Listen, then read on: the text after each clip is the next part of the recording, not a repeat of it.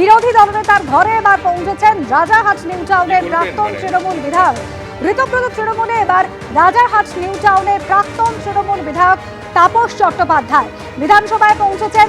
ঋতব্রত বন্দ্যোপাধ্যায়ের সঙ্গে সাক্ষাৎ তাপস চট্টোপাধ্যায়। আমাদের প্রতিনিধি কৃষ্ণেন্দু অধিকারী রয়েছেন আমাদের সঙ্গে। কৃষ্ণেন্দু, প্রত্যেক দিনই কেউ না কেউ ঋতব্রত বন্দ্যোপাধ্যায় শিবিরে যোগদান করছেন। আজ প্রথমে বনগাঁ উত্তরের প্রাক্তন বিধায়ক আর এবার তাপস চট্টোপাধ্যায়।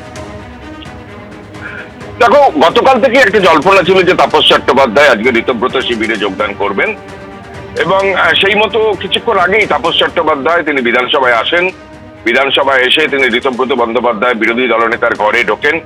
ঋতব্রত বন্দ্যোপাধ্যায়রা তখন বৈঠক করছিলেন আর একটা ঘরে এবং সেই বৈঠকে উপস্থিত ছিলেন ফিরাদ হাকিম, চন্দ্রিমা ভট্টাচার্য, সন্দীপন সাহারা এবং সেখানে ঋতব্রত বন্দ্যোপাধ্যায়দের একজন বিধায়ক তাকে নিয়ে যান এবং এখনো সেই ঘরেই আছেন ঋতব্রত বন্দ্যোপাধ্যায় এবং যারা অন্যান্য বিধায়কদের সঙ্গে তাপস চট্টোপাধ্যায়।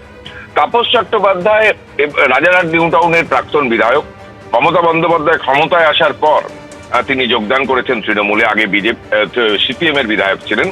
সেই তাপস চট্টোপাধ্যায় এবারে পরাজিত হন এবং সেটাও পুনর্গণনায় পরাজিত হন এবং এমন সূত্র মারফত জানা যাচ্ছে যে সেটাও শীর্ষ নেতৃত্বের নির্দেশেই সেই পুনর্গণনার কথা তিনি ঘোষণা করেন এবং তারপর তিনি পরাজিত হন এবং শেষমেশ সেই তাপস চট্টোপাধ্যায় আজকে কিছুক্ষণ আগেই বিধানসভায় এসে পৌঁছেছেন ঋতব্রত বন্দ্যোপাধ্যায়ের শিবিরে যোগ দিতে এবং ঋতব্রত বন্দ্যোপাধ্যায়ের সঙ্গে তাদের বৈঠকও হচ্ছে।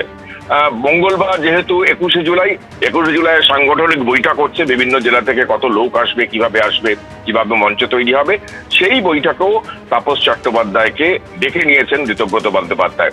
তুমি যেটা বলছিলে যে একে একে নিবিচে দেওটির মতো মমতা বন্দ্যোপাধ্যায়ের ঘনিষ্ঠরা তার হাত ছাড়ছেন, ক্রমশ নিঃসঙ্গ হচ্ছেন মমতা বন্দ্যোপাধ্যায়। এমন দিন নেই। 21শে জুলাইয়ের আগে আরো কিন্তু ভাঙর অব্যাহত কালীঘাট শিবিরে। এবিপি আনন্দ, এগিয়ে থাকে, এগিয়ে রাখে।